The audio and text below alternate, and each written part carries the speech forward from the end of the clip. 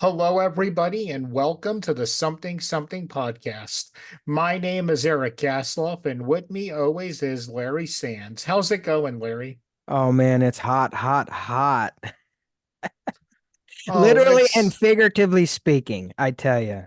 Summer came yeah, on like a blast of hot furnace wind. yeah, like it kind of came in with a vengeance. It did. It did. It's been crazy. But no, everything is good, man. Everything is good. As creative people, I think you have to look at everything from a point of view of how is it today, I think, right? Yeah, And kind of take every day as it comes. But, Eric, I can honestly say with our little podcast, we're getting to meet a lot of great people. And since we are starting back up, I mean, we got a lot of cool things cooking, man. yeah, it's been an insane time for me, with the health stuff again. I The know. teeth are on their way, which has been Good. a huge sticking point for me. Don't Good. want to go out till my partial dentures are back. But then to add on top of that, the moving. Right, Now, right. again, you are very vocal in being a filmmaker who hates movies completely. You can't stand them.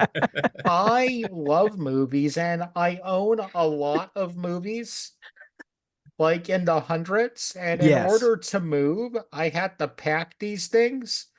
Oh dear God, do I own a lot of movies? And I was looking through some of them and I was like, wait, I own this? Or wait, I own two copies of this? Isn't that one of those things? Are you happy about owning two copies, maybe more of something? Mm, no. It's like, did I forget I owned a copy of It this? it sounds like you did forget.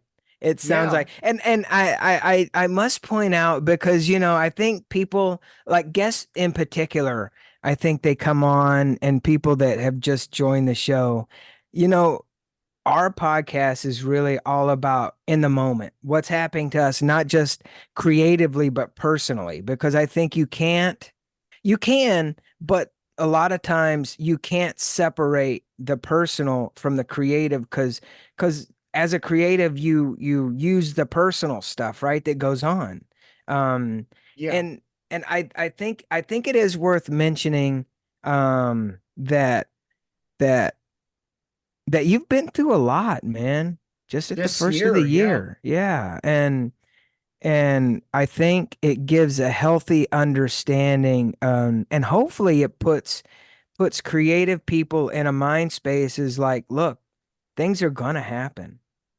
Things happen, and but they're for a reason, and we don't realize that until after we go through a bunch of stuff that hurts, and but looking back, it's there for a reason. So, I don't know. I just feel that, to say that. And see, Rogers agrees. Yeah, Steve Roger Rogers. So, Rogers Larry, agrees. we get to talk to a lot of awesome writers, Yes. especially today. I mean, the true definition of a Renaissance man, like we were saying. So, Yes. Agreed. please introduce our guest, Larry. Absolutely. I am so thrilled and honored to have author Michael G. Bergen to the show. Hi, Michael. Welcome to the show. Hi, it's great to be with you. This is it, and it's like Eric said, before, like we even got on, I asked Eric, I was like, man, is Michael, is he like a Renaissance man? And Eric was like, yeah, yeah. Most And definitely. I think you're the epitome, I think, of a Renaissance man. Do you realize you're a Renaissance man? Well, I do now. Yes, That's funny. That's funny. And I hadn't put a label on it, but that's quite a good one. there you go. That's a great label to put on, as a matter of fact. And the reason I say that is you are literally a world traveler. You've been Yeah, everywhere. yeah. Um and and equally as impressive is really you have your series of books. It's four books, and your fourth one just became available. That's right. That's right. Well, I tell you, I don't know. Maybe the best part, maybe best place to begin is tell us a little bit about book four, and then we can kind of backtrack because tell me if I'm reading this right. Because on your and looking over your website and some of your bio information is your four books are based on your actual family and friends. Or Correct. Yes. wow. Yeah. What? And I guess I should. They are so your set of books is called the Rutherford Chronicles, Correct. Yep. and it's part one, part two, part three, part four. So tell us a little bit about part four, and then we can get into a really nice discussion. Okay. Great. All right. Well, part four is my memoir. Basically, I call it my Cold War memoir. Um, and I was born, in fact, believe it or not, during World War II. At the end of World War II, I was born in just south of London, in a place called Croydon, and we were under attack by V1 and V2 rockets, which hit. I think Croydon had about 142 hits, and quite a few people killed, a couple of thousand, what have you. So that's how life started out. And I managed to survive that. My father was a Canadian soldier, but he was away in Italy on the Italian campaign, along with the Yanks and the British, clearing Italy of the Nazis. And before, well, when he was coming home, we actually, when the war ended, my mother and I left to Canada. And so even though I was born in Britain, I am a Canadian, and I grew up a Canadian. I grew up in Montreal. I went to school there. I joined the Navy. I was 3 years in the Canadian Navy, and then I went to university in Montreal. When my time in the Navy really introduced me to the Cold Thank you War. for your service. I forgot to say that. Thank you so much for that. Oh, your pleasure. Yeah. We were working with the Americans. We were working with the American Navy. And that was primarily during the so-called Cuban Missile Crisis, which I don't know how much you know about it, but basically the Russians, the Soviets, as they were called at the time, decided to give Cuba a bunch of missiles, and they set them up, and they were all ready to, 90 miles off the coast of the United States, ready to blast them into, onto your soil. So that President Kennedy, who had only just become president not long before that, he said, "No ways. This is we're not going to have that. We're gonna stop this right now." And we were out there in the Atlantic as all of this was happening. Almost nobody knows the Canadian Navy was involved. In fact, I had a lot of trouble when I was doing my research finding any mention whatsoever that the Canadian Navy was involved in that crisis. Really? But we definitely were, because I was there, and I know of one other person who became a shipmate of mine, who was also there, and another. I was on a destroyer escort, and he was on another destroyer escort off the coast of Massachusetts. So the two of us were there, but I found no documentation anywhere talking about Canada actually being involved in the crisis. Wow. So what we were asked to do was to go onto the Grand Banks, and believe it or not, we were checking Soviet trawlers. There were hundreds of Soviet fishing trawlers on the Grand Banks, hundreds, if not thousands, but it was certainly hundreds. And we had to go from one to the next, checking to see whether they had any missiles on deck or anything else suspicious that might be used in the case of war. So we did that for a few weeks until the crisis passed, and that was pretty much it. But another thing that we got involved in, and also there's no mention of this anywhere. But again, I can talk truth to this because I was actually there. The most advanced American nuclear submarine, which was called the USS Thresher, left Massachusetts, went out off the coast of Massachusetts and was doing test dives, and it kept going. So they started a test dive, and then there were problems on board, developed leaks and what have you, and they couldn't resurface. The leaks caused the reactor to shut down. It was an atomic submarine. It caused the reactor to shut down, and they couldn't get out of the dive, so they went straight to the bottom, which was about 8,000 feet down, and imploded. So 129 crew and some civilians from the dockyards died on that day. Now, we were out there just doing in a search pattern to see whether we could see anything suspicious that might have come from the USS Thresher. We never did find anything, but eventually, with the use of a bathoscope, the U.S. Navy found the remains of the USS Thresher on the ocean floor, some 8,000 feet down. So that was a second incident that I was involved in. We also were involved in various exercises, of course, off Gibraltar, in the St. Lawrence. We went over to we went on a nice trip to the UK, and then to Kiel, Germany, through the Kiel Canal, and then from Kiel we flew to Berlin.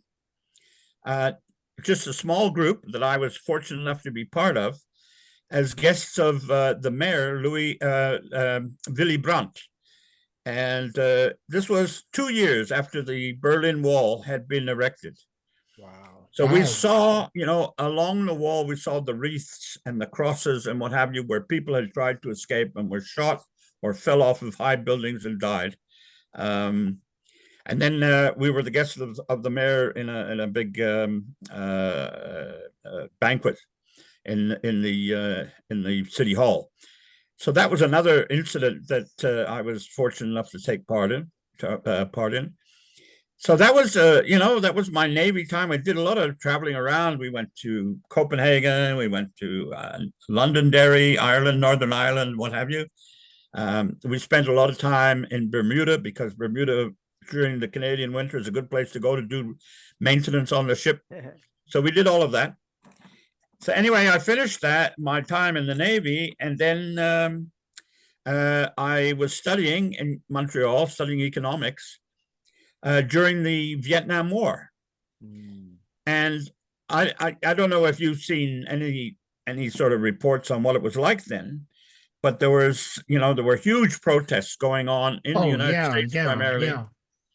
And this went on and on and on, and constant news of this battle, that battle.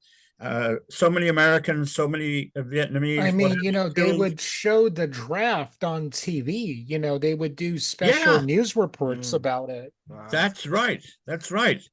And I found, I hear as a student, it was very distracting, because I got caught up in it. Having been a sailor and what have you, I really got caught up in it. So that was another experience, and I think I could almost recite from memory all of the battles that we were hearing about and the incidents that went on down in Vietnam. Wow. After 4 years, I went on a trip to Europe with I got married, went on a trip to Europe with my wife. And we decided we stayed for a year in England, but then we decided to stay because I got a really good job with IBM in Heidelberg, Germany, in research. It was very interesting research involving the use of computers in medicine. Wow. The reason why I'm telling you that is that, I spent quite a few years in Germany and had another visit to Berlin. And this time, the second time I went was in about 1972, I think. I was able to go into East Berlin. And so I actually see what it was like getting in there, going on the subway, going through what they called ghost stations with guards with rifles or machine gun rifles and everything else in the stations. Wow. So we went in and we looked around the center of East Berlin, and it was pretty much deserted. There were still a lot of ruins from the war then. So that was another interesting experience. I saw the wall. In fact, when I first went to Germany, I went to a place called a city called Lübeck, which is right in the far north. It's on the Baltic Sea. And Lübeck was right on the border between East and West Germany. And we went out. In fact, there was a small swimming, sort of a summer resort near Lübeck where people would go to the beach and go swimming and the like. And they had a simple fence at the border between East and West Germany, just a fence. So anybody could leave easily to go that one way.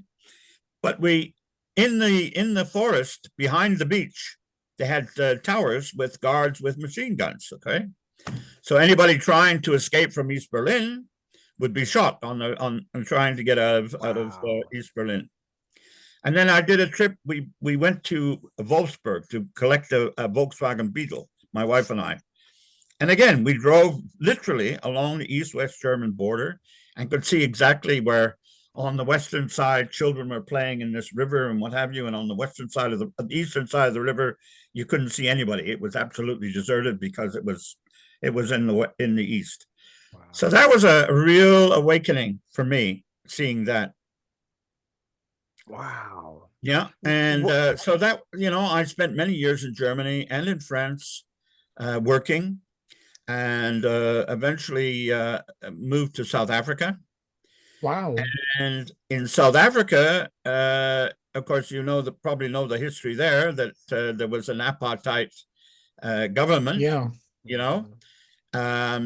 And they launched the ANC launched a campaign to defeat apartheid, and I experienced that whole thing. And during that, I was literally hearing virtually on a daily basis about bombings here and there, restaurants, train stations, you name it. Everywhere there were bombs going off, people getting hurt, and what have you. But we saw that through, and I personally I met Mr. Mandela. Oh, wow. Yeah, because I was involved with an NGO which was trying to inspire bright young Black students high school students out of the township, Soweto, to go into technical careers. They all wanted to be lawyers, doctors, teachers, that sort of thing. And so I got involved with a NGO which was sponsored by an engineering association, and we were trying to convince the students that they should rather go and become an engineer than be a lawyer. And that was interesting. And through that, I met Mandela just after he got out of prison, and his wife, Winnie, which was, a momentous occasion for me. I could imagine. Wow. Yeah.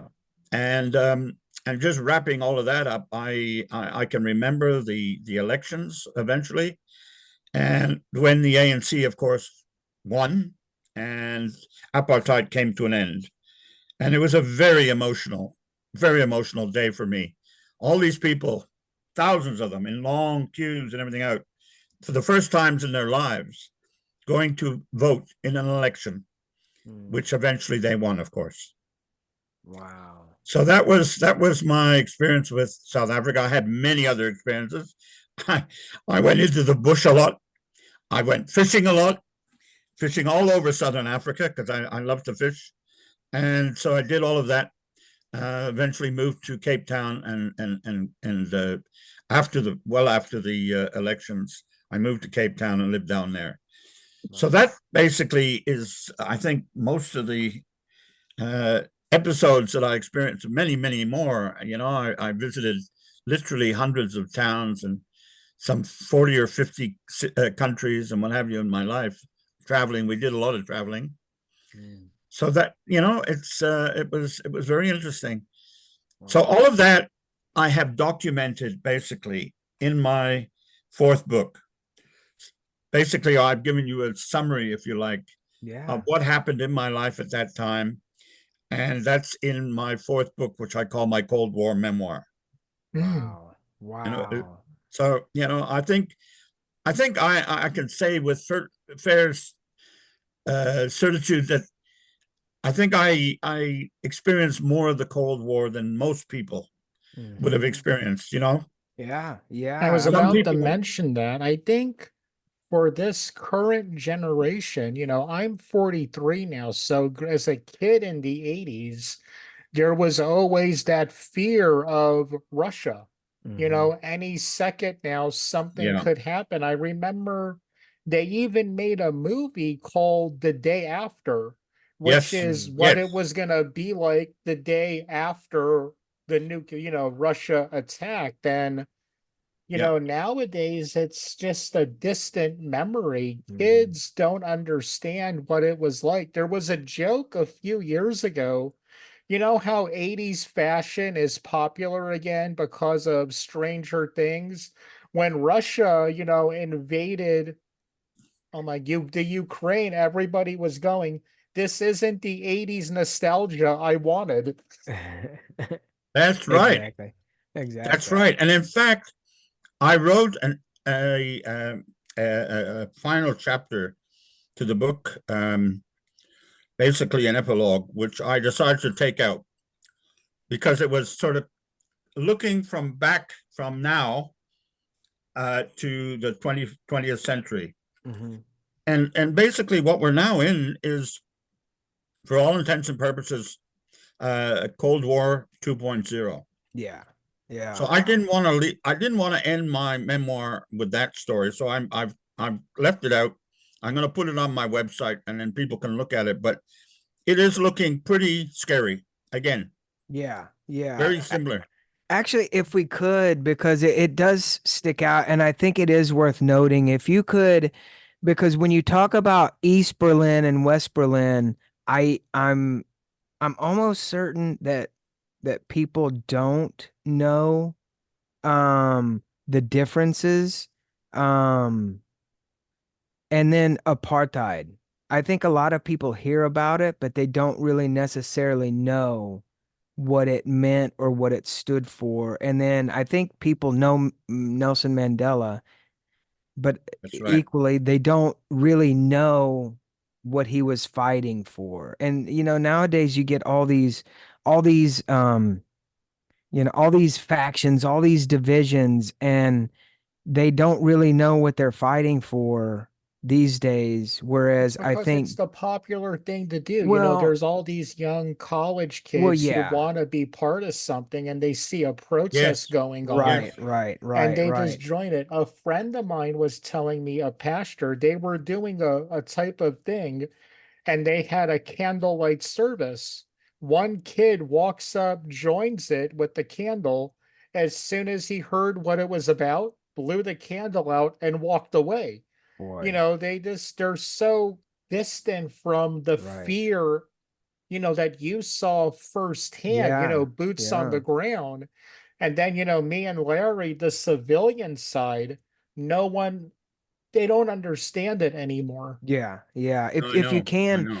because I think that's a big part of it, where it is a big giant part. If you could explain the differences between East Berlin or East Germany and West Germany, what is the cause and effect to give some type of perspective for that?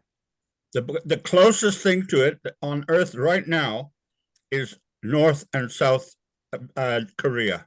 Mm. Mm, The Korean border now with the DMZ is exactly what it looked like in Germany.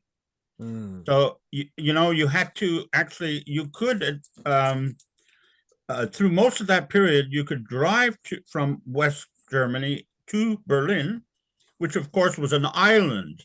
It was just a little island in the middle of East Germany, mhm, and you could drive there. You could fly there, but it was surrounded by walls mm. basically, and Berlin itself. I mean, it was a brick wall. And in the beginning, you couldn't go across. It was dangerous to go across.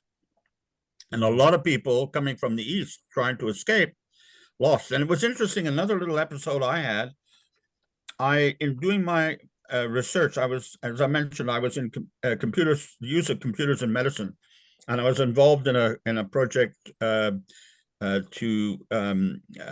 optimize radiation treatment. So radiation treatment planning for patients that have cancer. And we went to a conference in Uppsala in Sweden.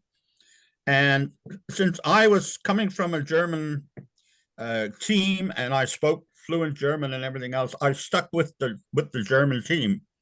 And sure enough, when we were there, the East and West Germans kind of clicked together. And so I got to know a number of East Germans. And the interesting thing was this, that they came as a group, but there were younger scientists and older scientists. And the job of the older scientists was to keep an eye on the younger scientists that they didn't defect. Oh, wow. Okay. Wow. Or that they didn't do too much talking to people like us. Wow. So I actually experienced that firsthand. And when we were in Sweden, the Swedes often do this when they have conferences. They arrange these parties on boats going out into the lakes, you see. And there were about 5 or 6 boats, and all of the Germans were on the one particular boat, West Germans, East Germans. And we had quite a few beers and what have you, and started to talk, and it all started to come out. You know, you could start seeing, we eventually worked our way into keeping the old guys away, the monitors, if you like. And the younger scientists, West German scientists, were spending a lot of time with East German scientists talking about things. And I heard not long after that, well, it was a few months after that, that some of their top scientists actually escaped to the West through a tunnel that they had been dug between East and West Germany, Berlin. Wow. So that's the situation, which really exists in Korea now today. I can't think of another place in the world where it's like that. And the Berlin Wall was the symbol of the Cold War. It was the physical symbol of the Cold War. And I don't know whether you've ever seen any films of when that came down. The I excitement. remember watching it as a kid. Yeah. Thousands came out, and they called them Mauerspechte, which is the German word for wall. What do you call them? Woodpeckers. They're like woodpeckers. A specht is a woodpecker. So because they were going out with hammers and picks and everything to break down that wall. It was quite an incredible situation and celebration, you know. Because the East Germans eventually just threw the towel and said, "No, we're not keeping up with this." And the two Berlins came together. In fact, the two Germanys eventually came together. Wow. There's another. All of that happened in the 90s. Well, the Berlin Wall came down in 1989, but the end of the Cold War and also the end of apartheid all came together in the early 1990s. It was very, very exciting, very emotional, and very exciting. Wow. And just quickly about apartheid.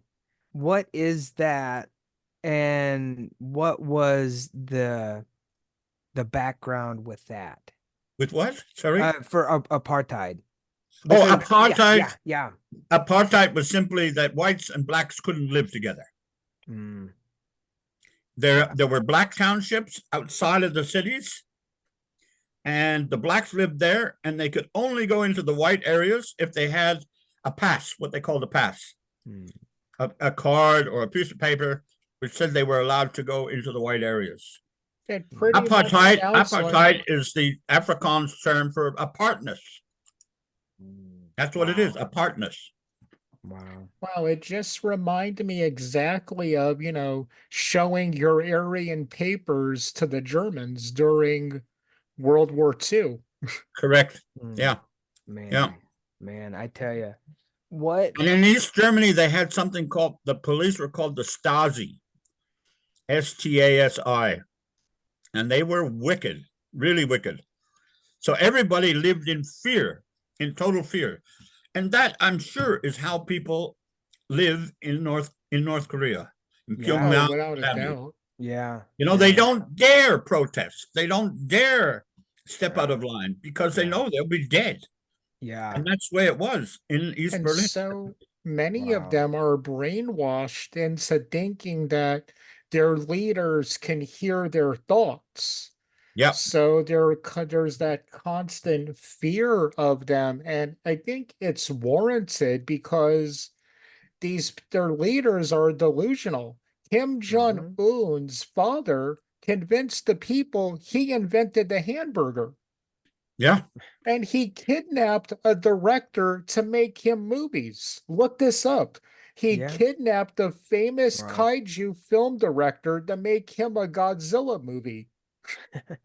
Yeah. Yeah. Yeah.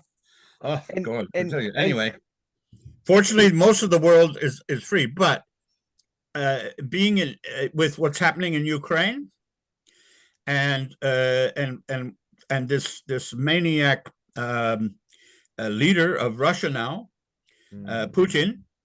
You know, during the World War in the Soviet Union, no one individual could actually make a decision on his own. Hmm. The main character in the Cuban Missile Crisis was Nikita Khrushchev. Mhm. Okay, Nikita Khrushchev. So he was the front man, and he's the one that actually negotiated with Kennedy and what have you. But behind him was a committee, and it was the committee. It was a group of people, of individuals, who eventually made the decisions. And more liberals moved into that circle until eventually, when Gorbachev took over, it was a liberal. The whole thing sort of collapsed, and Mm. the Soviet Union fell apart. Yeah. Yeah. But today, Putin, I mean, he's got a circle as well, but Putin makes the decisions, Yeah. and he's mad. I mean, he's crazy. You know, when you Yeah. see the things he's doing, Yeah. you Well, Yeah. can't what you can't trust scares him. You me can't. about him is he's a narcissist, and a narcissist and a crazy person. A narcissist, I feel, would shoot someone in the face just because they felt like it, Yeah. while a crazy or mad person does it because of the voices. Yes. Putin Mm. just seems like he's power hungry and frightened that someone might take, his position. It's more of a mob boss in a lot of ways. Yeah. Definitely. Mhm. Definitely. Mhm. Mhm. Yep. And how so this really ties in with your book, and you're such a historian. Because I mean, would you consider yourself a historian? I don't label myself as a historian because they're an academic. That's an academic title Hmm. Hmm. for individuals that go through documents and archives and what have you. I'm not like that. I consider myself more a storyteller, but Okay.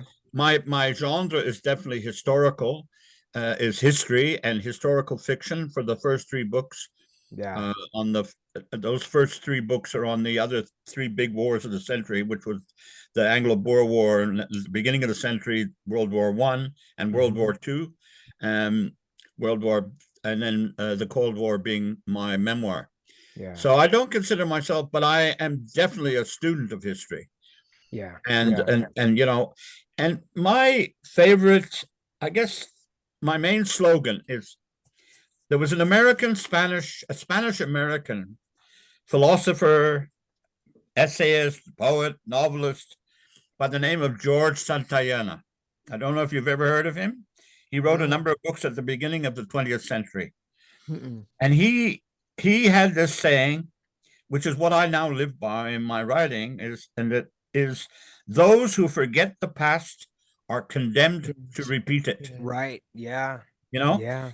And that's what we're talking about. So the whole idea, in over and over again in my stories, I tell how the the leaders start the wars, whoever they happen to be, They start the wars, and then the youth line up. They rush to Right. actually join up and go and get kills in the wars.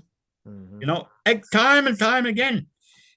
We never seem to learn, you know? Right. Right. And when I think of his saying that, you know, that we're condemned to repeat it, that's what's happening right now. We got through the Cold War without any significant problems, Yeah. apart from the Vietnam War, of course, the Korean War, which were bad enough. But we could be heading straight into another one now. And that's a very worrying thing, because when you have people like Putin and his henchmen actually threatening to use atomic weapons, Mm-hmm. Oh you yeah. know, that's cause for real concern. Yeah. Yeah. And looking back, and obviously I think, we kind of know the answer. But looking back on when you were writing your fourth book, um, what was that like for you? Actually, how long did it take you to write it? Oh, it took me a couple of years, but mainly because I had some interruptions in between. You know, I spent a year in business, as a matter of fact, in technology and software technology business, and Mhm. so I kept having that sort of interrupting my. At the time, it was kind of like a hobby. You know, Yeah. I became interested. I studied at one point. I guess it's about a dozen or 15 years ago. I got interested in my heritage, and I started looking into the history of the family, and discovered a number of things. You know, my grandfather was involved in the Boer War. And he was involved in the. In fact, he was a prisoner of war for the almost the entire First World War in Germany, Wow. and he Wow. survived that. And you know, and then my father was in the Second World War. So I decided to actually study, you know, go into more depth into all of Yeah. those crises, all of these wars, and that's what's actually the meat of the whole series. Mm-hmm. So Mm-hmm. you know, there basically, if you read these books, you're reading history, but it's done in a way, it's involving people that you can relate to, and that it has dialogues and what have you, so you can actually relate to, a normal person can a non-historian can relate to it, Right. Right. but learn history in the process, you know. I So love that's the that. whole objective of my series. I love that. I love that. And looking back as when you were writing, and did any revelations happen as to what's going on now? And I know, Yeah. believe me, Mm. I know the creative process, and it was, it's been several years, but in the writing of really each of your books, and ending with part four, were there revelations about what brought your story to all these wars, and then what's happening now? Oh, absolutely. And you know that that was the other thing that held it up, because I felt I had to put in a bit of an epilogue into the book, and compare the Cold War to what's happening right now. But I eventually abandoned that, because I didn't want the book to end on a down note. You know, I wanted it to end on a high note, Yeah. which it did at the end of the century. So Yeah. that's where I ended it. But I've followed very, very closely all the way through this what is going on in Russia, Ukraine, of course the Koreas. You know, that nothing has changed there. It's always going. It's always the same. And you know, the way I in the beginning, in the very beginning, I thought, oh well, this is another example of Georgia. You know, where Putin went into Georgia and decided it was going to be part of Russia again, but they managed to push him away. And so it didn't, it lasted a while. The same thing with Chechnya. He went in and he, you know, sent the army into Chechnya, and they put down the uprising in Chechnya.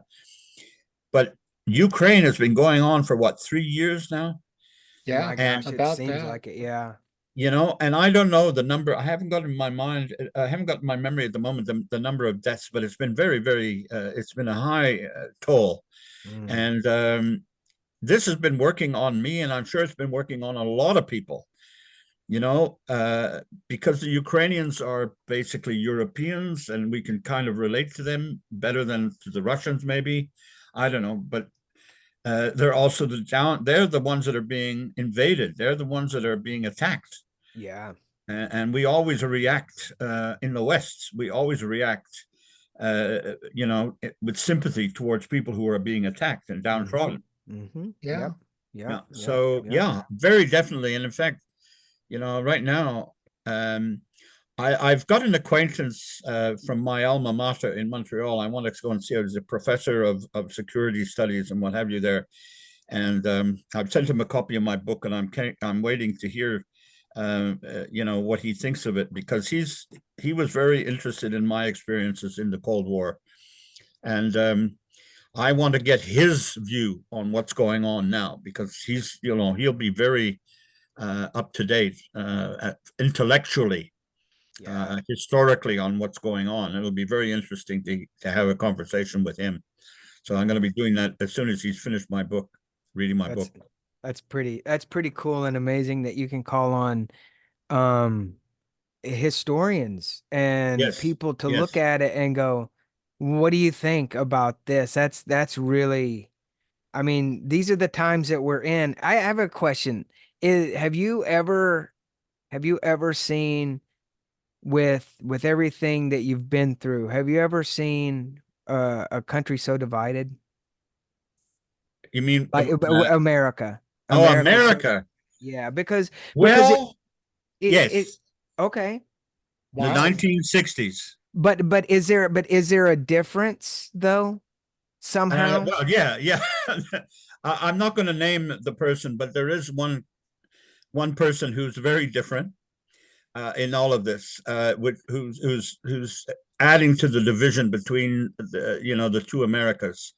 But it reminds me very much of what happened in the 1960s with the Vietnam War and the Civil Rights Movement. And because there were so many protests at that time, and I followed it very closely because I was a student. I had been in the Navy, and I didn't think much of those things when I was in the Navy. But then when I got out and I was a student, I was very attuned to it all, and following it very, very closely. And it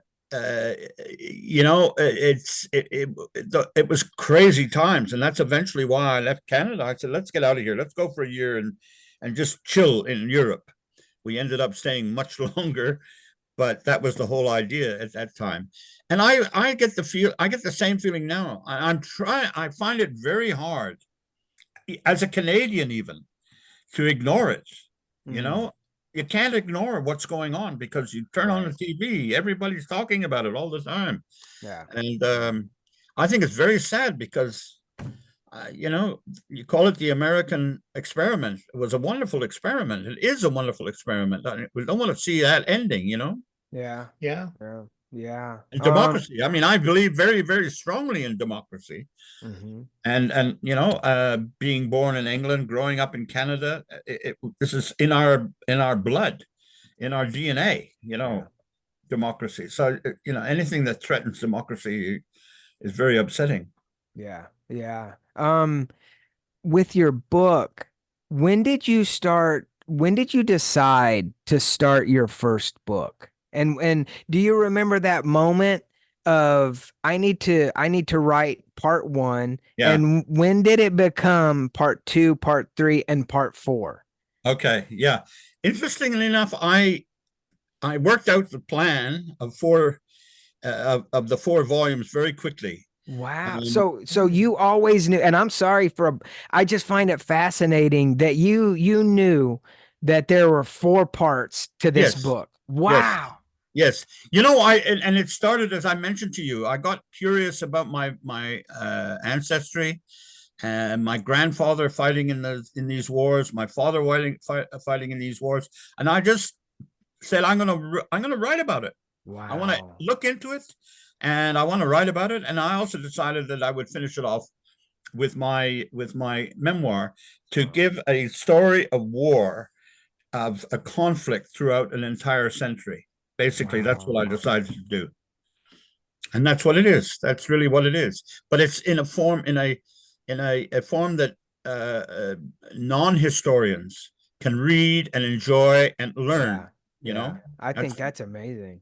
yeah, Yeah, yeah. I think it's always when you take, historical fiction is so great because it draws people in. Mm-hmm. Like, correct. I'm a huge World War II buff.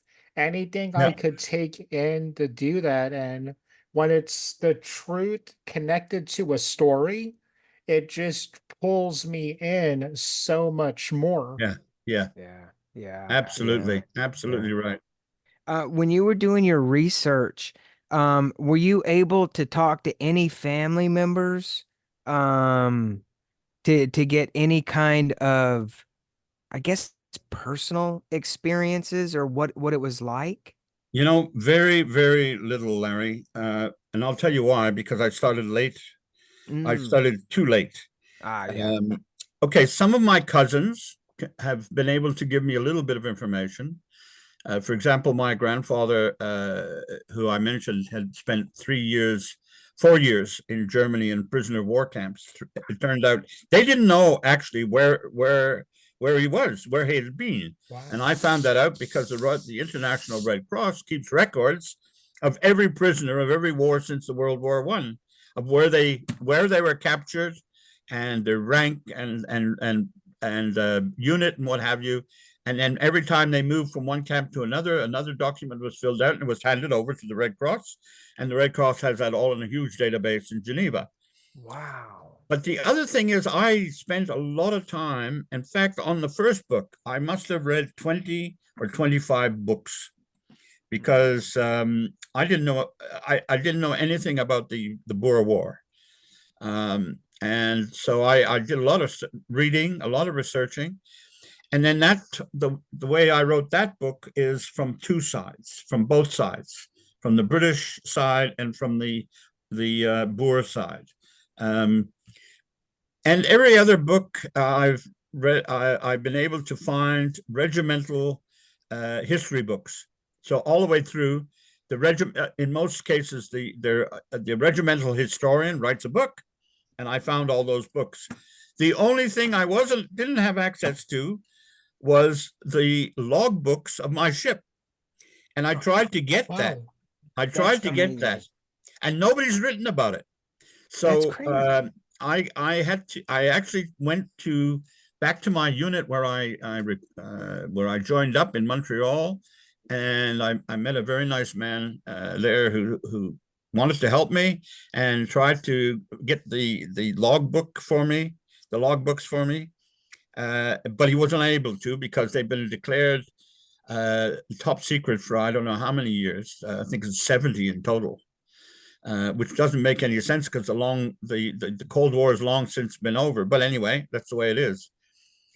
So I couldn't, but I found other sources and I talked to some of my old shipmates and what have you. So I reconstructed the whole thing primarily from memory and from the Navy magazine. There was a magazine, the Navy has a magazine which they bring out on regular basis 4 times a year, and they talk about every trip that the Navy does. So I was Yeah. able to get that much.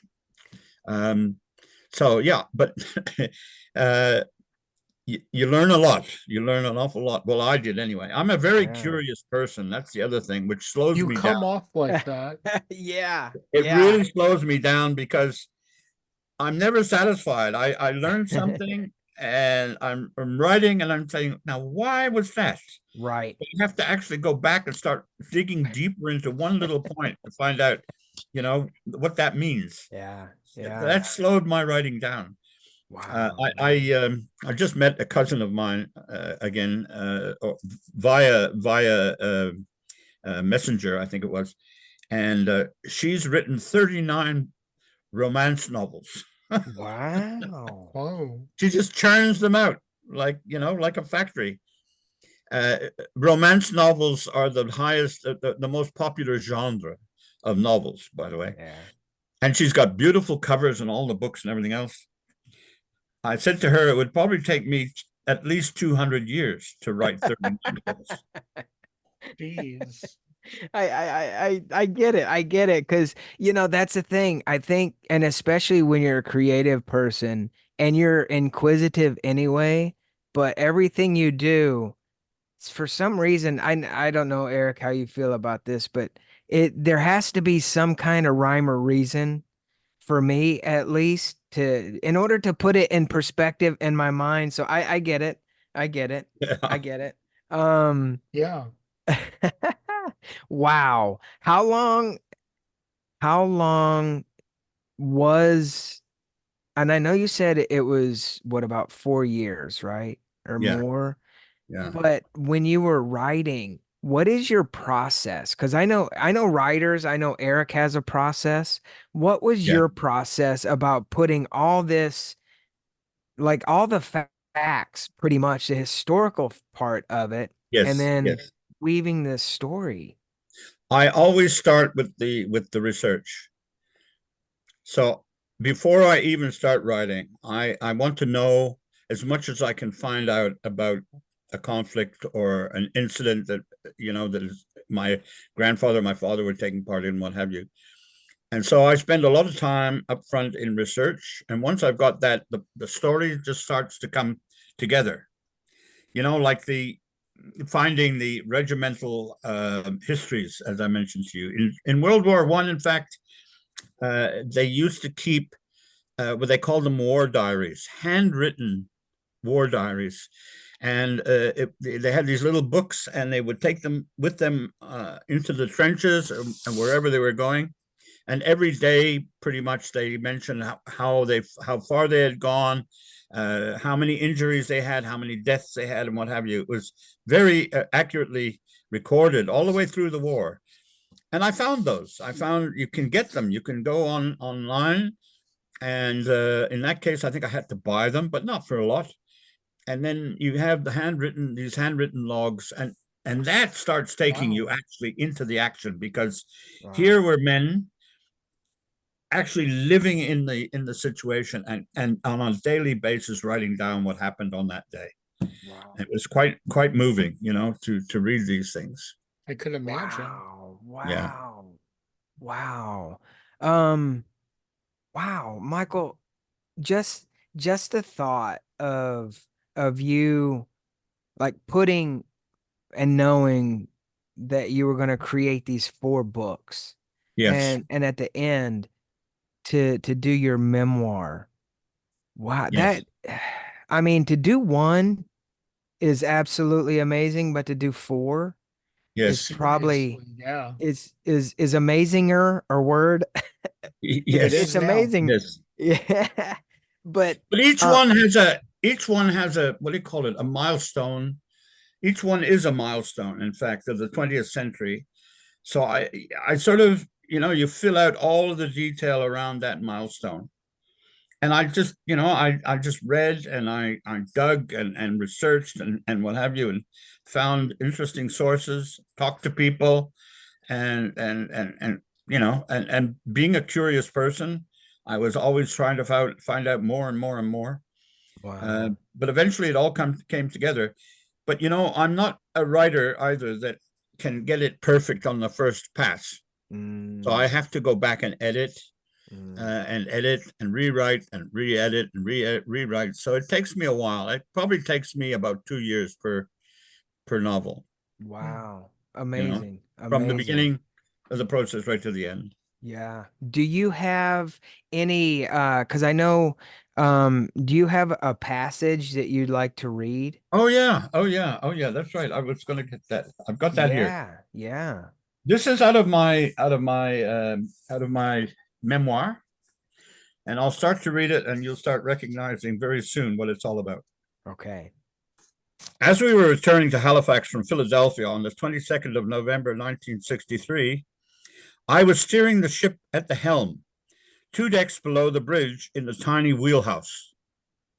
2 sailors, as usual, accompanied me. Suddenly, 2 excited shipmates poked their heads through the door, and one of them announced, "Someone has shot President Kennedy." Whoa. Mm, "Most likely Soviets or Cubans," said the other. World War III will start soon, you'll see." And then I said, Kennedy shot? No, you lie. They didn't answer because they were running quickly to the next stop on their rounds to make their announcements. It shocked us all that day. Everyone remembers where and what they were doing, including me. However, few were steering a warship at the time. It filled me with a sudden apprehension that approached genuine fear at such news, while keeping my hands steady on the helm. We couldn't imagine what might happen next. President Kennedy had averted a hot war at the peak of the Cold War tensions and embarrassed the Soviets. So, did they assassinate him as revenge? We lived through that an apprehensive few days filled with conspiracy theories and apprehension, even though we didn't know whether the president was alive or dead at first. We convinced ourselves that World War III was inevitable. That night in our mess, we heard the president was indeed dead. We discussed the assassination and who might have done it in unusually subdued tones.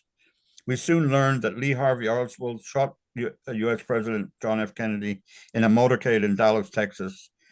He had also wounded Texas Governor John Connally, but Mrs. Jacqueline Kennedy was unharmed. Wow. Wow. Wow. That, obviously I'm Wow. not old enough to have been there, but to hear you read about it Yeah. and talk about it, I can really feel like your presence and in the time. It's a weird, I'm trying to explain it, but I mean, I could feel you and being there and in the The moment. panic and Yeah. fear. Wow. Yeah.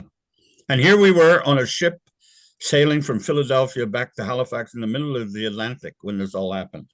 Wow. It was Wow. quite a sobering. By the way, that was the other thing that when we were looking for the USS Thresher, that was another thing I can remember. As sailors, you become very somber and very um, attuned, if you like, or concerned about a situation where other sailors have possibly died. Mm. It's just something. It's almost animalistic. It's almost like the elephants, sniffing a dead corpus or whatever, and you know that they understand what's happened and Wow. they're concerned about it. But I remember that on that when we were doing in that search pattern looking for the USS Thresher, we became very very somber, very quiet. Because Wow. of because of the situation.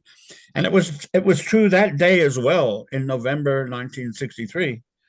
And it wasn't long after that I left the Navy actually, and I went to university, and then the whole Vietnam War thing started blowing up around me.